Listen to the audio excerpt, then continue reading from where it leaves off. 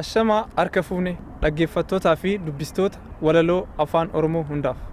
Egaa albama walaloo hibboo deebii dhabe jedhu kan Shaggaa Baadiyaatiin barreeffamee walaleeffame akkasumas barsiisota afaan Oromoo fi hayyoota muuxannoo ogbarroo guddaa qabaniin kan gulaallame albama hibboo deebii dhabe jedhu yeroo gabaabaa keessatti kan isiniif dhiyaatu ta'a.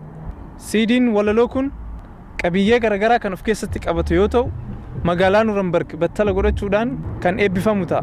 Maarree eebba kanarratti hayyuulee garaagaraa fi akkasumas barsiisota afaan Oromoo kan irratti argaman ta'a.